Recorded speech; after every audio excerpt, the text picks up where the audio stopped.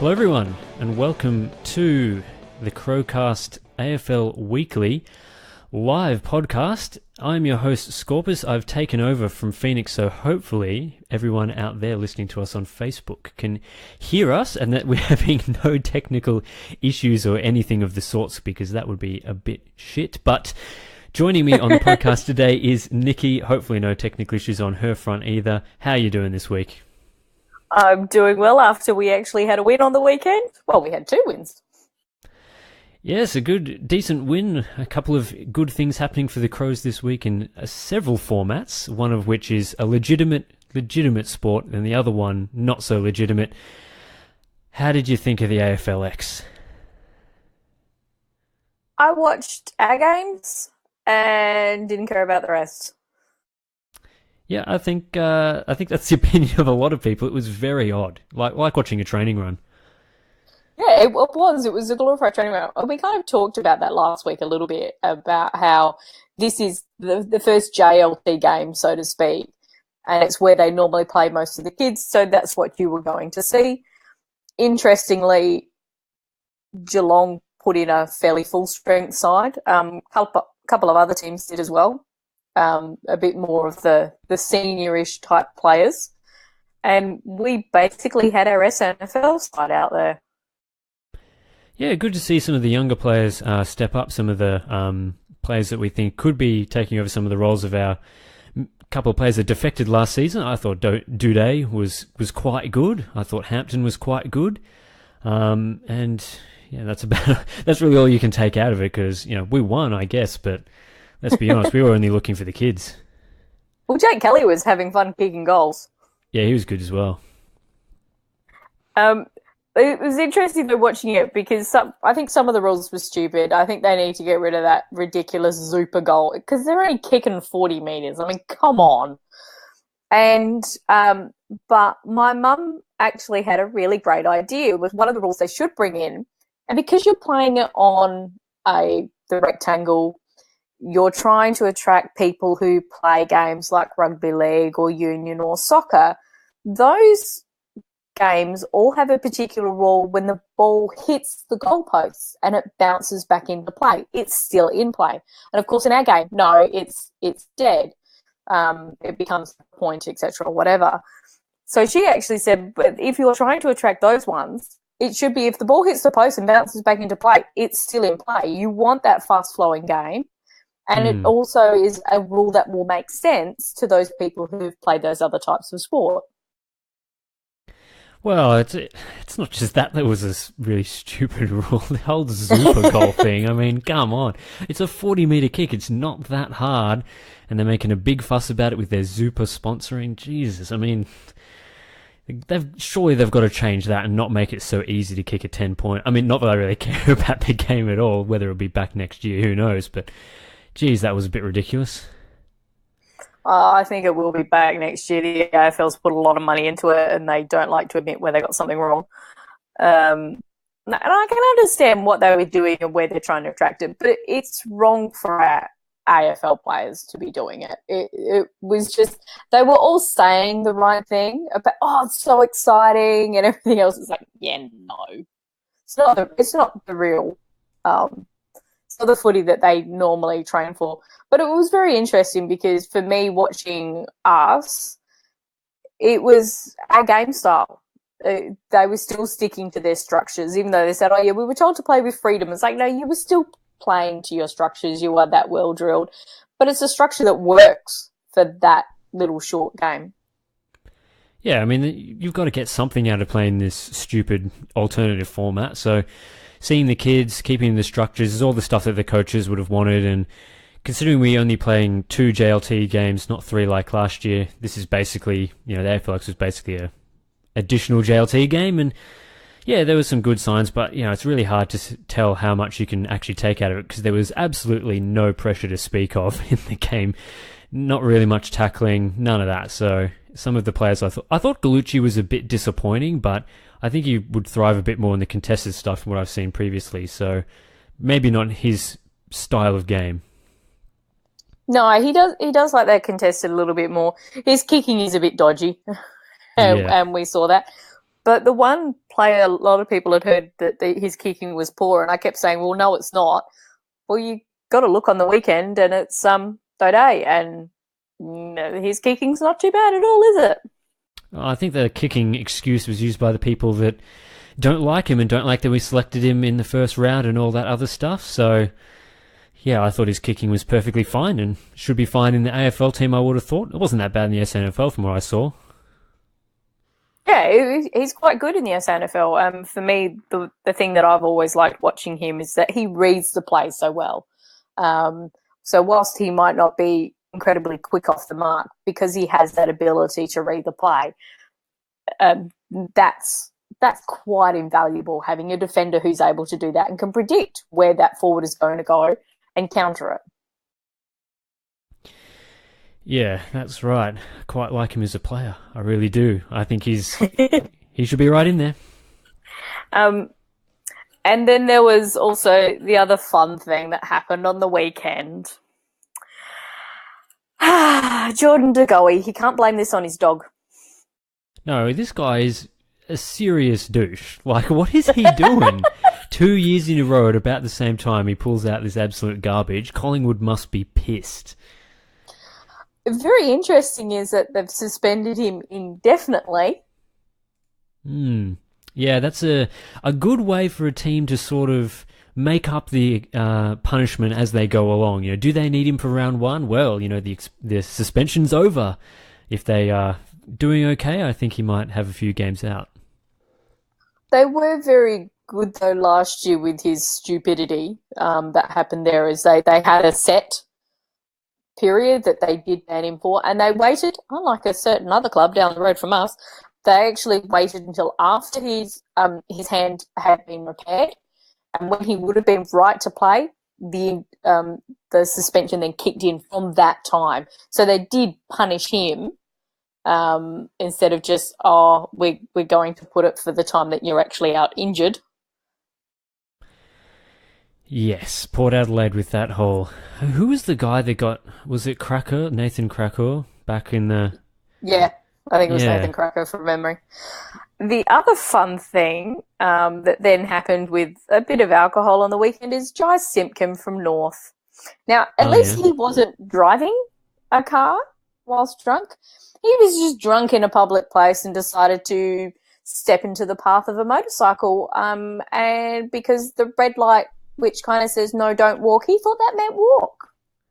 He got injured, didn't he? He's actually not just been suspended or whatever, but he actually is like a hand injury or something? No, ankle. Ankle. Oh, different appendage. Other end. And it was interesting. The North statement actually was very, very strong to stress that the motorcyclist was actually not injured. So it was like, our player was a dipshit, but luckily the public was okay. It's just so surprising that, you know, the season is almost about to start. You know, the JLT games where people are pressing their cases just about to start, and these incidents happen right now. Like, there was 2 to 3 months to get all of this garbage out of your system, for people to forget about it before the season. But stuff like the De Goey incident is going to be right in people's minds as they start talking about him through the JLT stuff. You know, you can't hide it if you do it at this time. Nope. Which is just, vastly amusing for footballers once again proving that they're not the brightest spark at times. And then with Collingwood, seriously, Scott Pendlebury, this was just a piece of ultimate stupidity.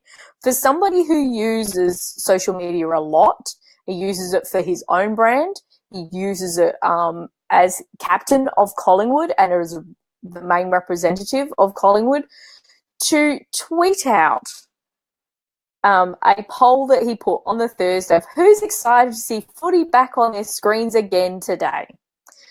When you have an AFLW team aligned to your club, and for 2 weeks there has been football on TV screens, it was just stupid. Yeah, and he was talking about, you know, footy being back on the screens as if AFLX was a real competition. So he's stuffed up on a couple of fronts there. It's just, and that's the thing is, it's not somebody being stupid on social media. He would have so much training. He has utilized it so much before as a very effective communication tool. He's had the training. He's got brains. He's not stupid, unlike, some of his teammates. And yet he went ahead and did that, completely forgetting that how that could be construed as an insult to his own a team that's a part of his club.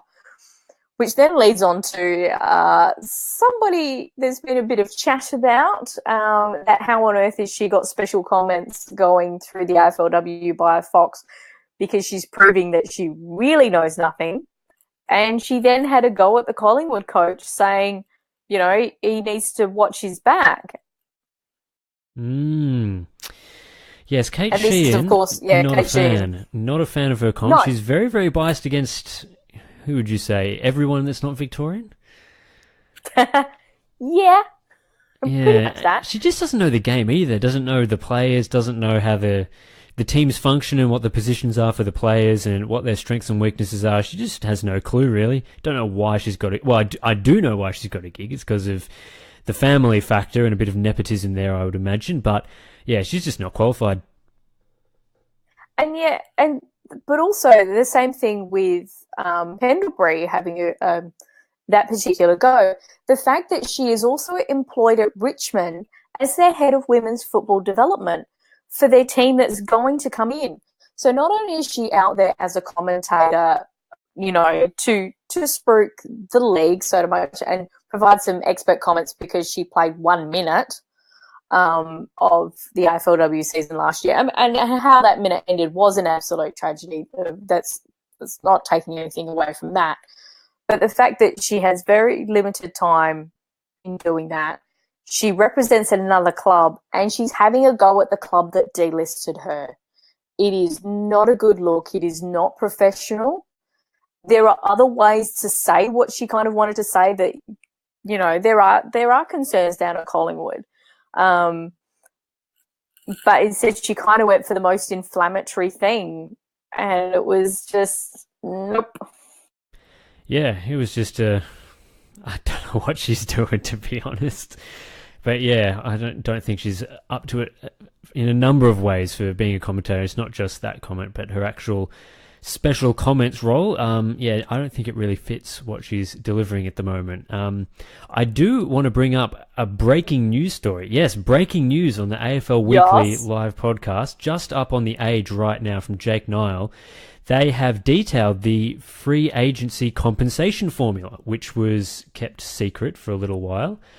So I encourage you to go read this over on the Age right now or whenever you listen to this, but I will detail...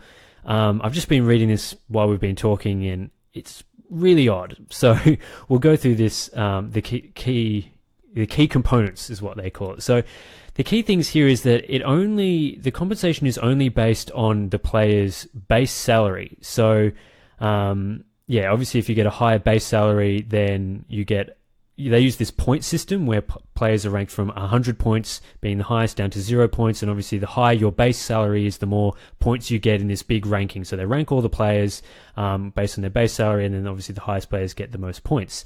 The interesting thing there is that any additional guarantees on top of that base salary, such as incentives, the trigger clauses that people like to talk about, those don't count at all. So their example is, if you paid 500k and you're making 800k with incentives, the formula only takes into account that 500k base salary. So that's what they used to claim is why North Melbourne only received a second round pick for Daniel Wells, even though he can make up to 1.5 mil over his 3-year contract. So that's the first part. The second part is that the contract length has no bearing at all. As long as the contract is at least 2 years, you're counted. And then after that, it's just the amount that you'll be earning on that base contract per year. So the length doesn't matter. And the third thing is that the age does matter. So if you are younger, you get awarded more points for that point system I was talking about earlier. So a player aged 25 as of October 31st gets 12 points. 26-year-old earns 10 points, all the way down to a 30-year-old getting just 2 points. So you get this combination of factors, the ranking of players with their salaries, and then also the age. And that explains, in their article, why Stephen Motlop gave the Cats an end of first round compensation pick, even though he earned less, according to their sources, than Tom Rockliff, who earned that second round compensation pick. So in here, they claim Motlop earned $100,000 a season more than Rockliff. However, because he's much younger, those additional points pushed him up into that bracket just. So whether or not they've come out with this information to justify the Stephen Motlop decision, or whether this system was actually in place beforehand, I'm not sure, but they have sort of detailed it in this article, how they actually come up with it for sure. So how did Jake Null get his hands on it? I find that quite interesting. Yes, it is interesting, because previously there was an article on AFL.com.au that sort of hinted at how they rank these sort of things. So there was hints about, first round picks for the top 5%, end of first round picks for 5 to 15%. That's still the case, but it turns out it's not just based on their salary, but it's also based on this point system that only takes into account certain things, age, and so forth. So I think it's good that this has come out, because it's always been very confusing, the compensation scheme, and having this out in the wild, we now know, and we can sort of see why a player like Motlop got a ridiculously high compensation pick. It also means that clubs, when they're looking at doing their contracts for players who are coming towards that free agency era, they're going to play certain ways around their contracts for those players. If there's some inkling they have that they're going to enter into the free agency, etc., so that they can maximise their own returns, or in such a way.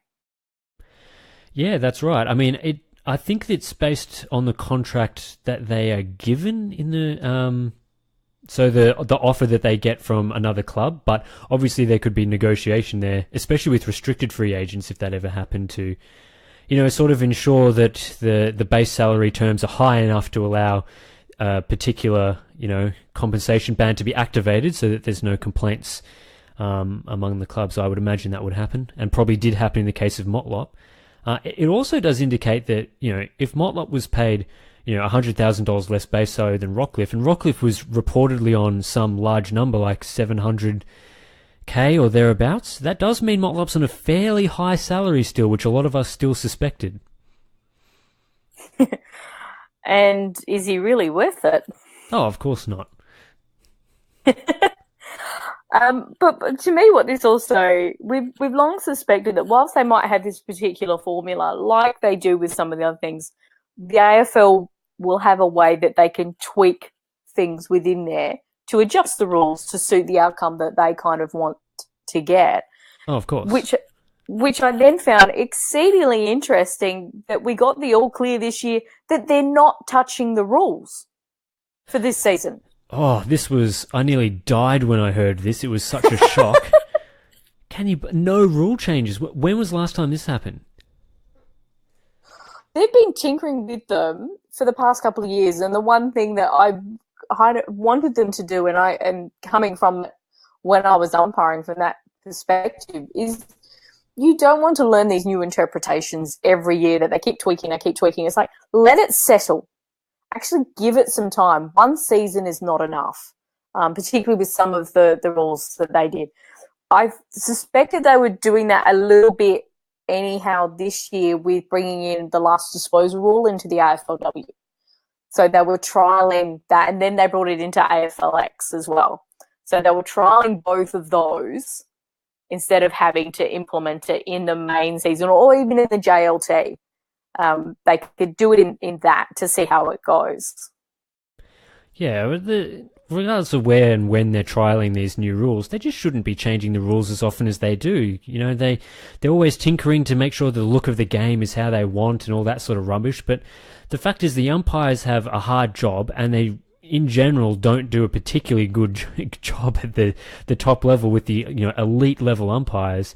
Lots of mistakes every week, that sort of thing. And it's just really telling that, while I don't rate Hayden Kennedy particularly highly, he did say in the statement about these rule changes that, last year they spent a lot of time in pre-season coaching the new rules, and they haven't done that this year, so they've been able to spend time on other things. And that's exactly what you want to hear. You you want the umpires, to be coached about the rules that matter, not the new rules that the AFL's come up with that make, only a small difference, but they need to be, getting things like holding the ball right. They need to be getting their interpretations right. They need to be working on making those correct decisions every week, and throwing in new rules just makes it tougher and takes away the focus from nailing those key aspects that they haven't been doing in the past couple of seasons.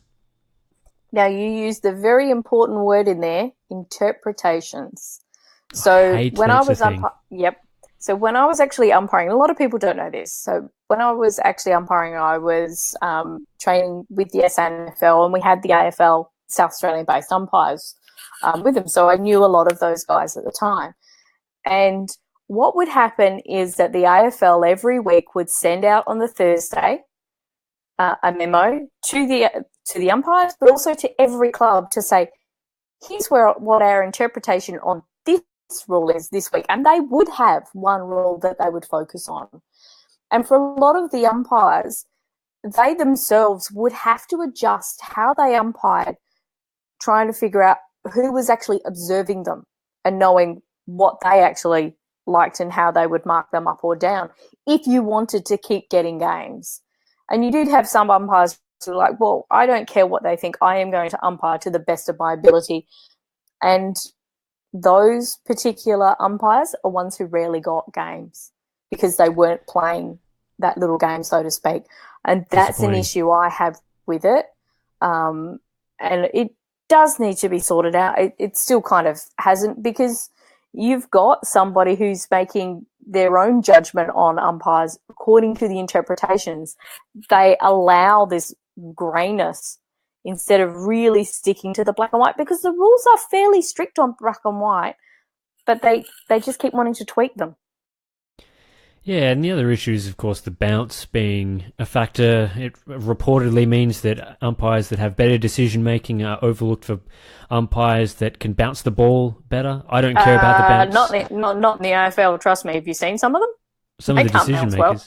Oh, well, yes. No, they can't bounce well, but, if that's the good bounces, then you have to wonder what the shitty ones are like. But that just shouldn't be a factor. It should be decision making above all else. We need to get the decisions right. If the bounce is a bit shit, then get rid of it and make it a bit easier. Who cares? That's not something that will ruin the game. What ruins the game is you're sitting there on the weekend. One team's getting absolutely reamed by shitty decisions and poor interpretations, all that other garbage, with absolutely no accountability. That's what ruins it. So if they're making those sort of decisions based on who can bounce, then maybe they actually should have made a rule change. And that's what we've talked about before, is the issue we have with the AFLW. I mean, it's great that the developmental umpires are getting a chance to work through the system, etc., and to umpire together. But for me, they need to have one of those development umpires with one of the top umpires, because in that way they're essentially being coached. They're seeing how they should be going about it on the field.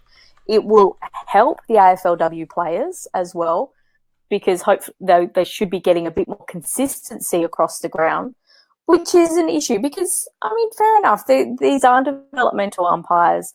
They don't have that experience yet to figure, my fellow umpires paid it this way. I have to do that as well, just so there is consistency for both teams and across the whole game, because that's what we want.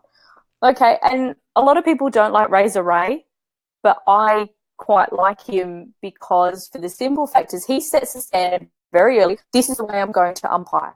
And he umpires that way for the rest of the game. It is absolutely so clear to the players, and it is so clear to the spectators. Yeah, we think he's a bit of a show pony, he loves himself, etc. But he's actually a very good umpire because of that. I think there's probably enough of a discussion about the umpires, but we did touch a little bit on the AFLW there, so... Yes, I was going from the umpires into the match review panel, because we had a few this week, and we finally... And I figured this is what's happened. So Dana Cox, she had 2 incidents that occurred on the weekend, and one of them, she has 2 matches down to 1. Now, they classed it as high to the head. And I was thinking, I kind of saw it, and I haven't seen clear vision, but I was there at the ground, and it just looked she pushed her in the chest. And then I remembered they brought in that stupid rule last year that if any to the chest area of another AFLW player would be considered high. Yeah, that's right. So that's what they've done it for. And I'm sorry, as a woman, if you push me in the chest, it's not going to hurt that much. Well, I was wondering that because it seems a bit ridiculous that, in one of those incidents, it was, Cox had pushed what's her name from the Western Bulldogs in the chest. Obviously got her, in the upper chest area, but she went down like an absolute sack of spuds. Basically, some nice acting efforts there in going down because it was the only one in that game.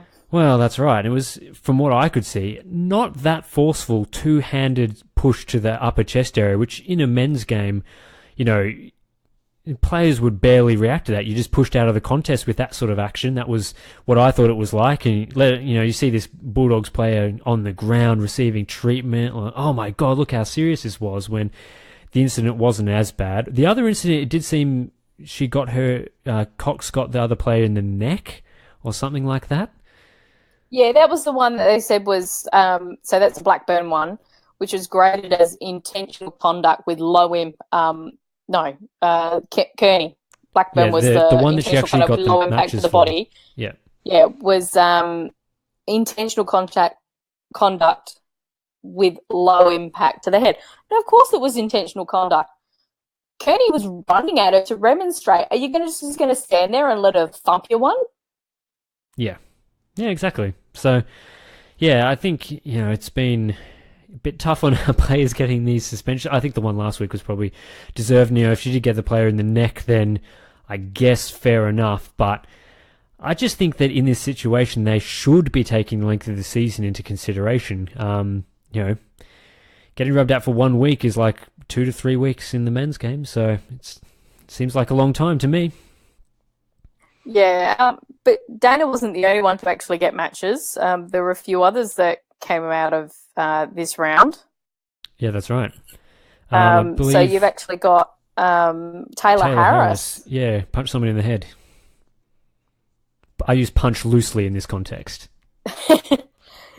Yeah, what is it? They stated that the level of force was debatable and could have been considered below the impact required. They actually said that in the report, did they? Yeah. Taking into account the medical report, the response from the victim player, but also the look of the force, I decided that it was just enough to get low impact. Look of the force? Are you freaking kidding me? That's a terrible reason. Mm-hmm. Oh, this new guy could be even worse than the old panel. Well done, Michael Christian. I guess there's a difference between having a dictator and a democracy. But it seems either one has been getting a bit not good on that one. I can't believe they actually said that. Like, at least keep that to yourself, look of the force. But to come out and say it? I mean, that's just not good. He actually has to justify his reasonings behind it. But that was just, I looked at that when I read it and was like, you did what? Okay. It's like searching for a reason. It's like, I want to suspend her, but, the force actually isn't, enough to warrant a suspension. Of course, the look of the force was bad. That'll get her. Terrible. Because they came out with this whole thing of we're not going to accept punching. And, of course, here's one. Yeah, we've got to do something about it. The problem is that what it's done is it's further diluted Carlton, and they want them to get more crowds, because we actually saw the drop off. I mean, you saw there weren't that many people actually there for that game between Carlton and Brisbane, because Carlton aren't going that well without. They were going well, but that loss of Brianna Davey, everybody kind of knew, like, this is going to be a struggle. Yeah, you lose your star players in this game, and it just becomes really difficult. And then it was just that game. I checked the scores because I forgot it was on, and it was like, we're in the second quarter and it's 1 point to 2 points. Okay. Yep. Yeah, there's their not defenses. Exciting. Yep. Not exciting footy. But we did get 2 great games on the weekend, which was but also the Melbourne Fremantle game. I watched a bit of Collingwood GWS, and I didn't think that was too bad towards the end. Oh, there was another report out of that game because Sophie Casey has got a 1-game ban for striking Cora Staunton, who's the Gaelic, Yep. the best Gaelic player in the world. And she broke her nose. So, fair enough. You get a game for breaking somebody's nose. Yeah, I didn't see that one. So what do you think of that? Considering GWS are our upcoming opponents. Yeah, so I watched probably from midway through the third quarter until the end, and it was really close up until sort of GWS kicked away at the end, and it seemed like, GWS is quite a good forward target. Let me just bring up her name. Phoebe McWilliams. Yeah, she kicked 2 goals, I think, right at the end of the game, and she was just, from the commentary at least, sounded like she wasn't doing all that much, but just stood up right at the end there. And their midfield seemed to be doing a fair bit. That player that came across from, from South Australia, Courtney Gumm, she was really good in the last quarter, so one to watch out for when we come up and play them in this upcoming week. Of course, Alicia Evers, one of their gun players as well, who had 23 disposals looking at the stat sheet as well. So, I was quite impressed. I mean, Collingwood, though, quite clearly the worst team in the competition. So, they're just, not a lot was going right for them. But, they were leading at 3/4 time. GWS came back. They had some really strong marks in their forward half, which I thought was impressive from McWilliams. And, Courtney Gumm as well, kicking 2 goals, 15 touches. She was really instrumental. She was playing all over the ground, like forward, defence, all over the place in that last quarter, just busting her ass to get into the right spots. I thought she was really impressive. So there's certainly some players to look out for there. And as well, of course, we won in our game as well. 41, 6 goals, 541, 5 goals, 434. Yeah, we were both kind of a bit down a little bit last week, were we? We was like, Erin's kind of, we're not going to play, but we want to see this. But we'll go along, we'll watch it, but we don't expect to win, But Erin plays, we're a chance. We're a bit more than a chance when she plays. I mean, seriously, that woman is magnificent. She is so clearly the best player in the competition. It's not funny. I mean, coming out and kicking 4 goals, 15 disposals. Just any time the ball went near her, she was extremely dangerous. Considering the shortened matches, that is an elite level performance. Men's equivalent is like, 6 or 7 goals. On top of that, having, 25 disposals is just, that level of performance is really good, especially considering the injury concerns going into the game. She just dominated. And people do kind of forget that she was pretty much playing with a quad issue last year as well. So she wasn't playing 100% last season. She was injured throughout most of it. I actually really liked the coaching and what they did. And we did talk about that last week, about how even though we were losing, Beck and her coaching staff we're making changes and we're trying a few things, but they did know what worked and they wouldn't change from that in respect to leaving Randall down back, not putting her in the midfield because of what we lose from down back and we need her. It's such a loss with Dana out because she was sensational last week. And she actually has been very good over the 3 games we've had so far. But most improved for sure. Well, is she most improved or Sarah Allen for that last quarter? Elite. That was absolutely spectacular from Sarah Allen, in that she was not going to let them score. Now, they actually had the ball down there and so much. And it was very interesting being at the ground because there was a little bit just before 3/4 time. And I think Metcalf did something. We still know she's not quite right, but she was going in a lot harder than what we saw the previous week. And she just kind of did something. And in my head, I just thought, we've got this. We're not going to lose.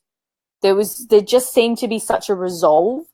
And that's the intangible from Erin, that she just makes the rest of our team believe that we know we can do it, just having her out there. I loved Perkins in the midfield, just being there to protect our other players. And you actually saw Marinoff go back to her bit more of her original role. So her tackles were back up again.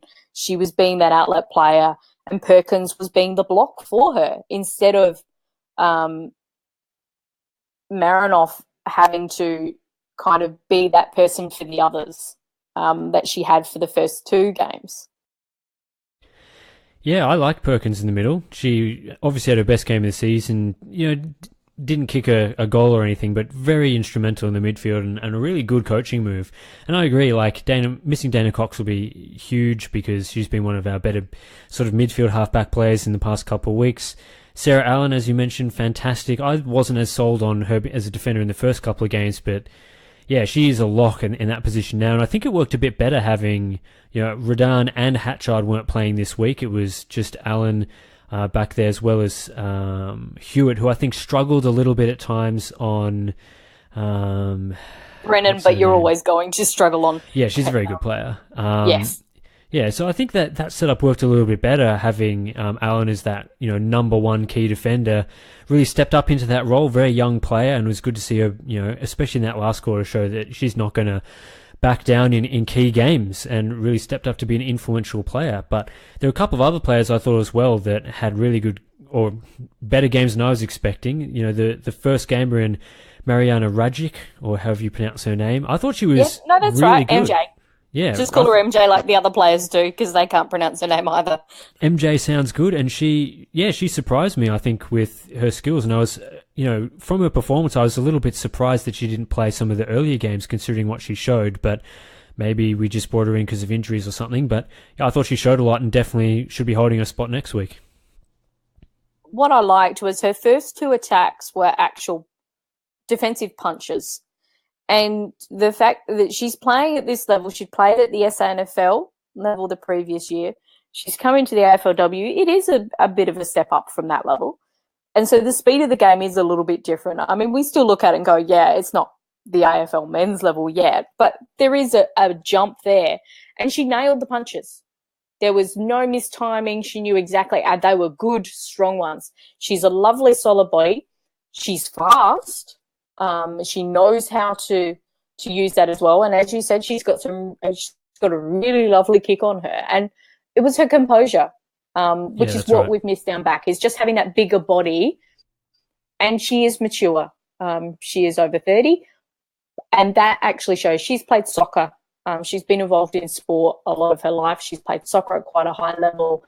And I think that just her and Randall controlled that backline quite nicely. And the other thing with Sarah Perkins, which was, this is what I liked with the coaching, was that she would start in the midfield and then she would drop back to the half forward. And all of a sudden you had the Bulldogs players going, okay, we've got Killian and her.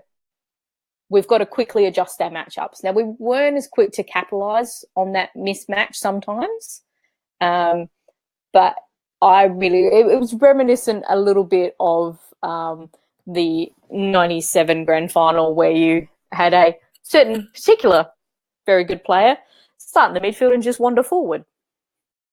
Yeah, it really throws them off. And, you mentioned Killian briefly as well.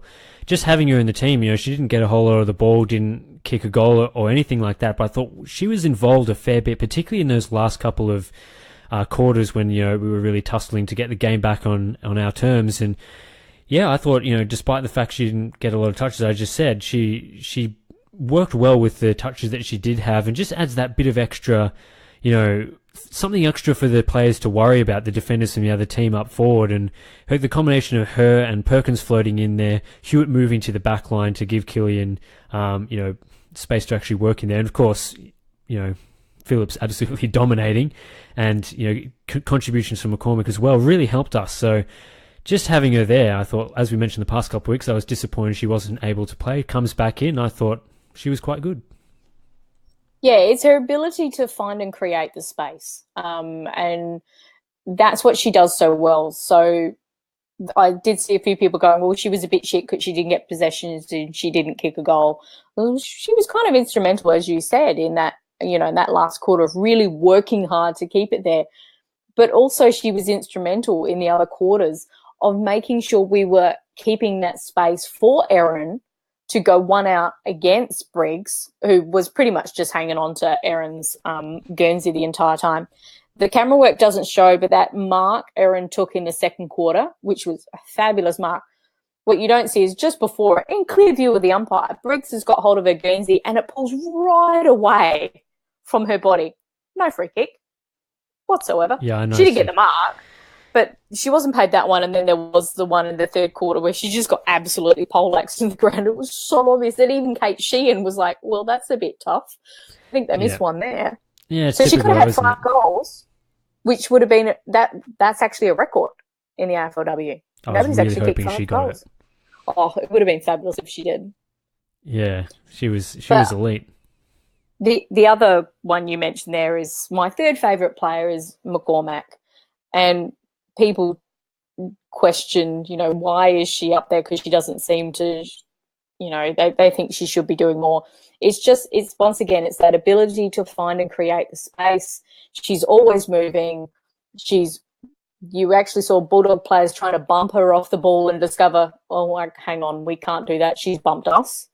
For somebody who's come from a soccer background, she loves the physicality and she is so competitive, but she just seems to know how to get to the right spot. That diving mark, because she didn't know who was coming behind her, and it was like, we need to make sure we keep it down our end. They don't get it.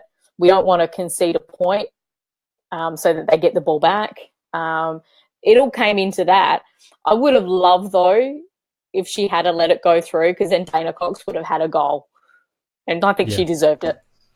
Yeah, she did. But, that's just stuff you got to do at the end of the game. Make sure that things go your way. So maybe taking the mark, maybe she thought she's guaranteeing a score or whatever. But, yeah. I think as well it's worth talking about some of the less impressive players. Let's just put it that way. You're not going to get a cast with me on without criticising some of the players. I don't want to go too hard because they're semi-professional, so can't go too hard like I will on the men's team. But I'm still a bit disappointed with our second-tier midfielders and our second rotation. I thought Justine Mules was very good last week, but for whatever reason she just wasn't as effective this week. And I think Jess Segenary as well throughout all of this season, I haven't seen what she's contributing to the team, to be honest. Just on Segenary, the very end of the warm-up, just before they go to position, she was in the hands of the trainers, and it was top of hamstring to the side of the quad. There was some issues going on there. They had to give her a quick little rub, and she had to do a test run-through and come back to them. And she didn't run full pace like I know she can. So I think there was a bit of restriction going on there. And so what we did was she was put at half forward. So she was the one that she would then swap with Perkins. So Perkins did stay up in the midfield a bit, and it was only when Perkins moved forward that Jess then pushed up a little bit, and then she would push back to the forward. So she was playing more of a high half forward role, which is a bit different to what we've seen with her on the wing. So in this game, I would say consider that as part of it, but I agree with you on the previous 2 games. I would have liked to seen a bit more from her. I just want to see her settle it and take the first option. She's got a really good turn of speed, but it's very obvious that she's still a little behind the 8 ball in terms of reading the play. And that's going to come with time. And it's such a pity that it is such a short season, because I think if it was just that little bit longer, we would see a bit more fast-track development from her. Yeah, she reminds me a little bit of Rory Atkins in the sense that always goes for a bit of a run and then sometimes gets caught or doesn't take the first option. But yeah, on the weekend we didn't see a lot of that run, which she's, her one outstanding attribute there. But obviously you mentioned she could have been injured, so I guess you forgive her for that. But it still doesn't really explain the rest of the season too much. So hopefully she can find some form in the rest of the season. And yeah, I thought, players like Bevan and Jones were okay. Lug was okay, a bit better than last week as well. But if we're played down back, Lug was. Lug? So that was, yep. So she was actually played down back, and I thought she did quite well down there. Who was the other one you just said? Bevan, the Bulldogs did very well to isolate her when they were going forward with Lachlan, because they knew that Lachlan was quicker and she can't keep up with her. So that was actually well done by the Bulldogs, their coaching staff and their players, to implement that plan to exploit Bevan's lack of pace. She's great at a tackle, but she has a lack of pace. Yeah, I think that's, the key concern for me in that sort of situation is that it's you can make do with players that have, a lack of pace and a tackling machines and that sort of thing. It's good to have those sort of players. But at the same time, those are the sort of players you'd also expect to be really strong contested ball winners, especially if you're playing in the midfield. And Bevan, I don't think, is getting the level of disposals in that role that you would really be wanting to see. Mules was better, in the past couple of weeks in doing that sort of thing and going in the midfield, winning the contested ball, along with obviously Marinoff, who's elite at that level. But I'd really like Bevan to, step up a little bit there, and because in a game like, if we come up against Melbourne, well, I mean, we might not come up against them again, but let's just say we do, and we need our midfield firing on all cylinders and everyone contributing. A player like Bevan, a player like Sedgenary when she's in the midfield, Mules, all these players need to be just elevating their game. We talked about last week getting into that 10 to 14 sort of disposal area. Dana Cox is really good in that area. Obviously, Marinoff well exceeds that sort of threshold. So that's the sort of levels we need to see from some of these players. And, I think as well, looking across our team, we have a lot of players that play that sort of floating into the forward line sort of area, and also play in the midfield. It would be good if a couple of those players were just that little bit better at winning the contested ball and helping out a midfield in that respect. Well, did you see the champion data stats that they put out for the first 3 rounds? Yeah, didn't it show Randall and Phillips and Marinoff being quite good, as always? So they had, I think, the points for like their top-ranked players. Erin's played 1 game and she's the top-ranked player. She needs 1 game to go, I'm better than the rest of you. But the stats for Randall were sensational in terms of her pressure, her ground ball, her disposal efficiency. And we saw on the weekend again, she has no fear that going back with the flight of the ball, she knows she's going to get crunched, but she needs to impact that contest. We're not going to allow them a free mark leading into their forward line. And we end up with the free because she gets whacked around the head. And they do go after her, and they go after her illegally. And I have appreciated, actually, that's one thing I've seen, the umpires are very, very good at picking up on, you can't hit her in the head. Just don't. And the other thing was Marinoff. Marinoff, on a couple of those stats, was a lot better than what I expected her to be. Yeah, I think though the situation is that we know those players are good. We can't really afford to play Randall in the midfield permanently because she does such a good job in the defense area. Obviously, she plays into the midfield as well, but plays in both those zones. We can't commit her full time to the midfield, so we still need the contribution from some of those other players. Luckily, Phillips was so dominant that we managed to come away with a very narrow win in the end against the Bulldogs.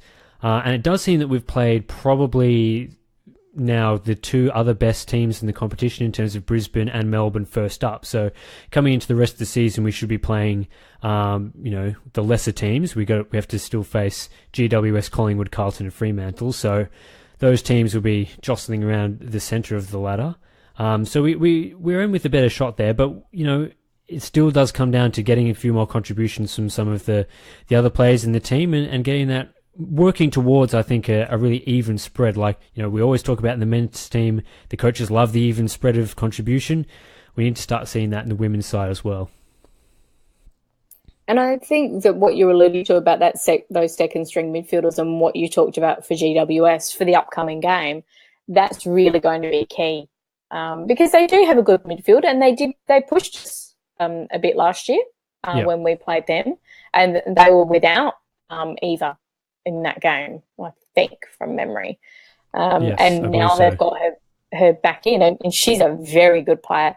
The South Australian player, was one that we really did want to have on our list, but with Erin, etc., that we had with Erin and Courtney, what that was going to do was mean it would be another player over 30. And what they decided was no, they wanted to go for the youth. They wanted to create a team that was going to stay together over a number of years.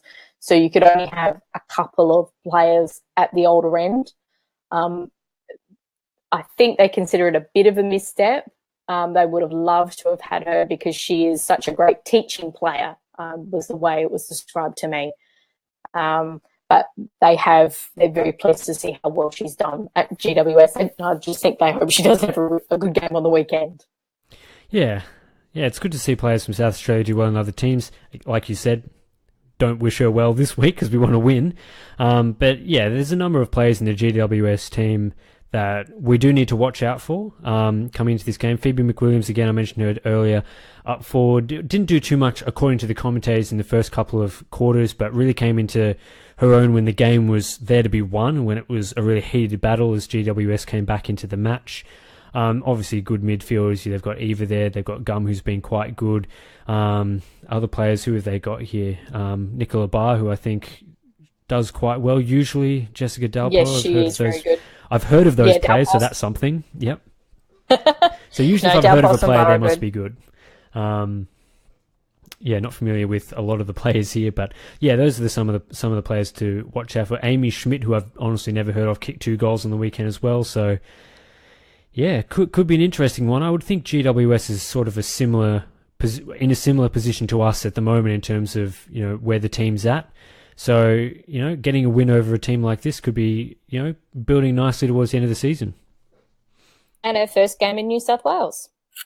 That's right. I should have mentioned this. We are actually playing on Sunday at 4:35 p.m. local time. So obviously 4:05 p.m. in Adelaide if you wanted to watch that. So that is Sunday over in Blacktown Sports Park, wherever they play these games. So, yeah, interesting. I don't think the grounds have too much of a factor, I wouldn't say, in these sort of things. Not many games have been played in total, so not too much of a factor, but interesting. And we did prove that we've travelled quite well, except weirdly up to Darwin. We get to win a game up there. But prior to that game on the TV, we can watch our first hit out in the JLT for the boys. So the men are actually the pre-game for the women. So they flow onto each other, and we're playing up at Strathalbyn. Do you think we're going to see a bit more of a more experienced lineup or a bit of a mix in this one? For the JLT, I think in the past we've used the first couple of games. We get more experience as the competition goes on, or it's not a competition, but as these practice matches go on. So in that third game, we usually go in with more of the experienced players, and then in the first 2 in the past, we've rotated between, one game a selection of senior players will play it, then they'll have a rest, and a second selection will play in that second game. So I think we'd see something similar, and I would expect some of our core senior players to be rested for this one. Players like Betts, Talia, obviously Walker won't play, being injured. I would expect, those sort of players, potentially one or both of the Crouchers, I'd expect those players to miss. I think Jacobs will play. I think Gibbs will play.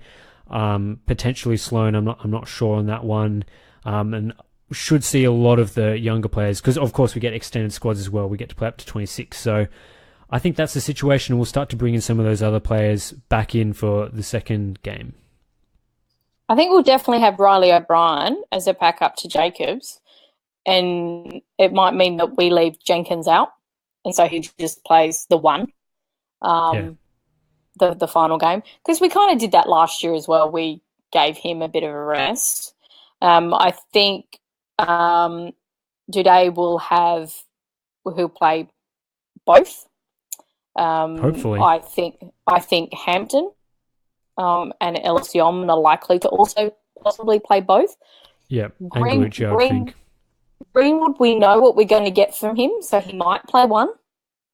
There's injury concerns around him, isn't there? No, it's all to do with the fact that he's had to change his body, and he's always had issues with the recovery. And it was kind of funny where he talked about in the recent interview that he was actually 105% better on his sprints. And he was like, how can I be 105% better? And it's because he was actually, for the last couple of years of his basketball, he was playing injured with that Achilles. So he pushes himself through games. And we've finally got a surgery. We've fixed it, made him rest, and we're building his load back up again. He still, I think, is one that is going to be similar to Talia in that after a game, he's possibly not going to walk the first day because he gives so much of his all. And yeah, that's right. What we saw with him last year, he was so integral to that midfield. And Pike's Q&A today, he actually talked about him spending a bit more time up forward. He's a lovely, dangerous forward as well. So we can use him in the midfield. We've got his tank a bit better, which means we can leave him on the ground a bit longer. And that was one thing that Phoenix noted last year in looking at the stats of how effective he was in those first couple of minutes when he was on. And then towards the end, he just started to drop off because he got tired. Yeah. So I'm hoping to see an improvement for there, which is why I think we may not see too much of him in the JLT. I reckon we'll definitely see Paholke. We'll definitely see Gallucci have a go. Signorello possibly will as well. I think Kelly's close to being a lock still in the main team. He's just proved himself out. Depends on what we want to do with Laird and Brown. You know, do you put him in because you know what you're getting, or do you trial some other things? And the other thing, and a lot of people don't like this, but Pike talked about with Gibbs, is that whilst, yes, he is great in the midfield, we can also use him on the wing and we can use him on half-back. So I think we'll see a bit of that trialling going on. We'll see every man and his dog played on half-back. We'll see Douglas, we'll see McKay, we'll see Miller if he's fit and ready to go. We'll see Cheney play there. We'll see Duday play there. We'll see, I don't know, who else? Josh Jenkins, he can play there too, can't he? We'll put everyone in a half-back flank. Okay, weirdly enough, when we picked up Jenkins, it was actually, he was going to possibly be a backman was what we were thinking initially. Oh, thank God we didn't do that. Oh, that would have been terrible. Thank God Phoenix isn't on here. He would be going off right now. Well, yeah, I mean, I think the thing that we should be seeing in these couple of games is a lot of players trialing out their roles in the couple of vacant spots that we have. So, as you mentioned, and I mentioned as well, halfback flank, we should see a lot of players trialed in there. Like in the AFLX match, I think our squad will include a fair few defenders playing that we can rotate through the Jake Lever role. So Duday, I wouldn't be surprised to see Duday, Otten, Cheney, Kelly, all of those guys playing, perhaps leaving out Talia and Hardigan so we can actually fit them all in the side at once to sort of see which of those players is up to it in the actual game sort of situations. And in the forward line as well, Hampton rotating forward, Greenwood if he plays, Gallucci I would like to see a bit more of up there. Knight is injured as well, so there's potentially roles there to be filled. So yeah, certainly a lot of positions in key areas that we'll be looking out for in the JLT, and I'd expect our squad will reflect that sort of needing to figure out who can play where. I'd be interested to see where they play Keith, and also if Himmelberg will get a run, because we gave him a run in the JLT. He is a fabulous talent, and if we rest Jenkins, I think he's actually a chance to play. Yeah, that'd be really good to see. And as well, and new recruits in Fogarty and McPherson, I'd really like to see them play as well. They didn't play in the AFL X match, so if they're going to get a game at all, it'd be fantastic to see them in the side. And, there are potentially spots of them. McPherson playing off the defence, off the half-back flank would be good, and Fogarty up forward, yeah, it would be good to see. And the other one, Harry Deer, who did some very nice things in the AFLX. Yeah, I'm not sold on him. If he gets a run in the JLT, then it's all... I know you're not, but I am. All nice, but I'd want to see Himmelberg and... Himmelberg a trial up forward before him. Even Keith, who I thought was decent in the AFLX games. I think those are the players I'd like to see ahead of Deer, but if he gets a run and does well, then good on him. No, I actually think we could actually put him down back if we rest Hardigan or Talia. Because he's that lovely. And quite honestly, Deer has a smaller turning circle than both of them, and he's actually quicker. Let's be honest, he's not actually going to play AFL games in defence. You never know. Yeah, I think the pecking order would go something like, Talia and Hardigan down. We'll put Keith back. We'll put Otten back. We'll put Cheney back. We'll play a smaller defence. We'll play Duday, Kelly, and Cheney if that's all we've got left, and then we'll play Deer. I think it all always depends, particularly when you're doing a defence, as to who you're playing and what they have, because that comes into it as well. Yeah, I mean, it does in the sense when we have limited personnel available, but we haven't shown an indication to actually change our defensive structures or personnel based on the teams we're playing. Last season we played, Hardigan, Talia, Lever, and Kelly in pretty much every game. So I guess if they're injured, then yeah, we'd be thinking of making those considerations. But very, very hard group to break into for a player like Deer, who would really be competing for a spot against Talia and Hardigan, who are just, at this stage, at least in my opinion, pretty much locked.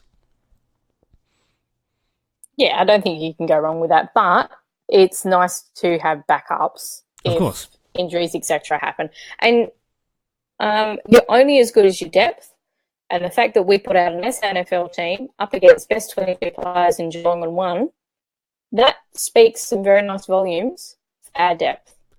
Yeah, no depth when there's no pressure. I mean, lots of depth when there's no pressure. We'll see how they go in a more contested style, because obviously, coming off the grand final, we had a few issues with our ability to win when it got really messy, really congested and tight. Not that will be the case in the JLT necessarily, but yeah, that will certainly be interesting how those players go on Sunday. We've gone for an hour and 2 minutes, which is way too long. So sorry everyone who's been forced to listen to us for this long on the Facebook Live, or is listening to us on the recording, which hopefully I'll figure out how we can get that up. But yeah, I don't have any... Just quickly. Yep. Us or Freo in the JLT? We're playing Freo? I didn't even know what our opponent was. Yeah, see, we're playing Freo. We should win that. Yeah. The second one is us against Port at Alberton, and you bet your sweet ass they're going to be trying their butts out to win. Oh, they're going to put their full-strength squad on the park, so we'll probably lose that. But against Freo, it depends, because Ross Lyon tends to play pretty strong sides in the JLT games. He has in the past at least gone, not too many kids in their side for these games. So we could be challenged a bit, but in the end it doesn't actually matter. So we're only interested really in how the kids go. Yep, no injuries, nice clean game. That's what we want. Want to see the players that we want to get in the side step up and show their worth. So yeah, that's it for AFL Weekly on this Wednesday. We'll be back again I won't be back. I'll be over in Spain. So hopefully someone will be back next Wednesday at 8:30 p.m. Adelaide time. It's good to have you on board, Nikki. Some people have all the luck. I looked at the forecast. It's going to be 8 degrees over there, which would be just... all right. Dims. Oh, okay. Yeah. Well, I like my summer weather sometimes. Anyway, so I'll be over there. Thanks, everyone, for listening. I don't have any outro music because I forgot. So, yeah, I guess we'll see you later. Thanks for listening.